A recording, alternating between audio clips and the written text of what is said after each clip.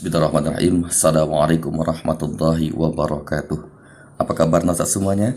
Subhanallah, Alhamdulillah, luar biasa, tetap ceria. Allahu Akbar, la ilaha illallah Muhammadur Rasulullah innana bil khair.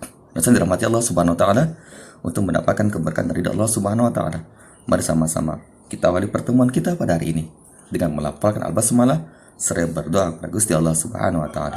A'udzubillahi minasyaitonir rajim. Bismillahirrahmanirrahim. Rabbana jidna ilma warzuqna fahma wa amalan salihah. Amin ya rabbal.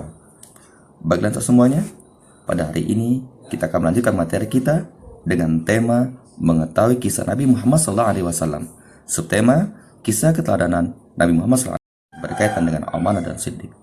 Adapun tujuan pembelajaran pada pertemuan kali ini, di antaranya adalah yang pertama menceritakan kisah keteladanan Nabi Muhammad SAW tentang amanah dan siddiq.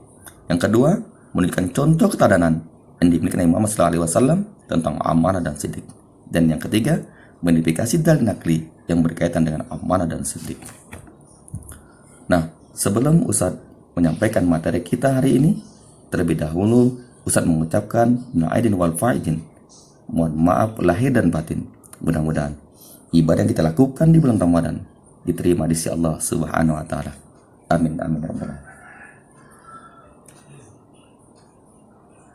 Masuk kita pada materi tentang kisah keteladanan Nabi Muhammad yang berkaitan dengan amanah.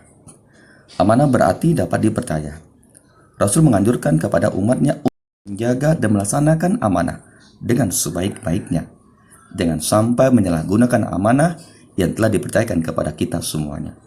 Orang yang mengkhianati amanah berarti sudah melekat ataupun menempel sifat munafik pada dirinya. Nah, suatu Nabi remaja, banyak orang kaya pada waktu itu ingin kambingnya digembala oleh Nabi, dikarenakan beliau benar-benar menekuni pekerjaan tersebut. Ia sangat teguh memelihara kepercayaan yang diamanahkan kepadanya. Oleh karena itu, Nabi Muhammad SAW mendapat julukan ataupun gelar Al-Amin, yang artinya dapat dipercaya. Nah, pada usia 35 tahun, Nabi Muhammad bersama-sama dengan orang Quraisy memperbaiki Ka'bah.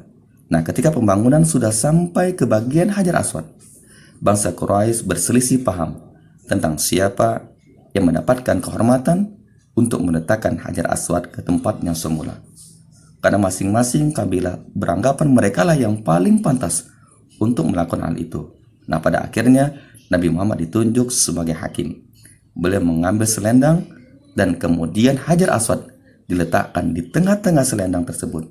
Kemudian ia meminta seluruh pemuka kabilah yang berselisih untuk memegang ujung-ujung selendang tersebut. Kisah ini menunjukkan bahwasannya ketika Nabi mendapatkan sebuah amanah, maka amanah itu benar-benar beliau jalankan dengan sebaik-baiknya. Setiap amanah akan dimintai pertanggungjawabannya. Allah berfirman, A'udzubillahi minasyaitonir rajim. Bismillahirrahmanirrahim. Ya ayyuhalladzina amanu la takhunullah war rasul wa takhunu amanatikum wa antum ta'lamun. Yang artinya, wahai orang-orang yang beriman, janganlah kamu mengkhianati Allah dan Rasul. Begitu juga janganlah kamu mengkhianati amanah yang dipercayakan kepadamu sedang kamu mengetahui. Quran surah Al-Anfal surah ke-8 ayat 27. Selanjutnya keterangan Nabi Muhammad SAW tentang siddiq. Siddiq berarti jujur atau benar. Hal ini berarti bahwa para Rasul Allah selalu mengatakan kebenaran. Para Rasul selalu benar karena mendapatkan bimbingan wahyu dari Allah Subhanahu wa taala. Para Rasul tidak pernah bohong atau berkata tidak jujur. Jika Rasul melakukan suatu kesalahan, Allah akan segera mengingatkan dan meluruskannya. Sejak kecil, Nabi Muhammad terkenal seorang anak yang benar dan jujur. Belum pernah terdengar dari mulut Nabi keluar kata-kata dusta ataupun bohong. Nabi menganjurkan kepada umatnya supaya bersifat jujur dan selalu menjunjung tinggi sifat tersebut. Adapun salah satu ciri orang munafik adalah apabila berkata dusta. Ketika mendapatkan kepercayaan untuk menjalankan usaha perdagangan Khadijah, Nabi benar tersebut, beliau tidak pernah mengambil keuntungan sepeser pun untuk kepentingan pribadinya. Seluruh keuntungan dagangannya diserahkan kepada Khadijah. Subhanallah. Nah, karena kejujuran Nabi Muhammad, Khadijah akhirnya tertarik dan jatuh hati sehingga ia menikah dengan Nabi Muhammad SAW. Allah SWT berfirman, A'udzubillahi minasyaitonirrajim. Bismillahirrahmanirrahim. Ya ayyuhalladzina amanu taqullah wa kunu ma'as shadiqin. Yang artinya, wahai orang-orang yang beriman, bertakwalah kepada Allah dan bersamalah kamu dengan orang-orang yang benar. Quran surah Taubah surah 9 ayat 119.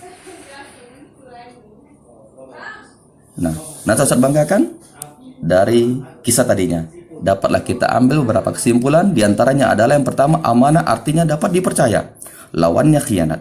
Yang kedua, Nabi mendapat gelar al-amin yang berarti dapat dipercaya. Yang ketiga, setiap amanah akan dimintai pertanggungjawabannya. Sidik berarti jujur atau benar. Yang terakhir, kesimpulan terakhir yang kelima adalah ciri-ciri orang munafik. Di antaranya adalah apabila berbicara ia selalu berdusta.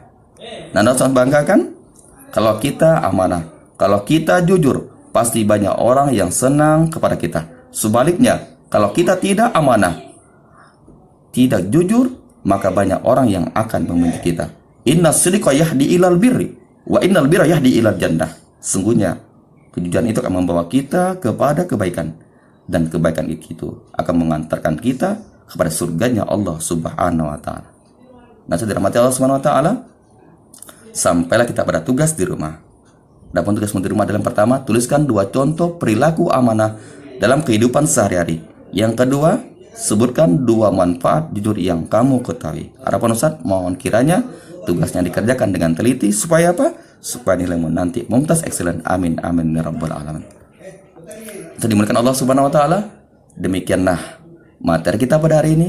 Lebih kurang Ustaz mohon maaf, kepada Allah Ustaz mohon ampun, kiranya bermanfaat bagi kita semuanya. Mari sama-sama kita akhiri pertemuan kita pada hari ini dengan melafalkan alhamdulillah serta membaca doa kifaratul majlis. A'udzubillahi minasyaitonirrajim.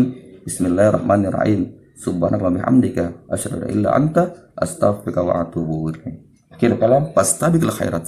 Yallika ma'as salamah. Assalamualaikum warahmatullahi wabarakatuh.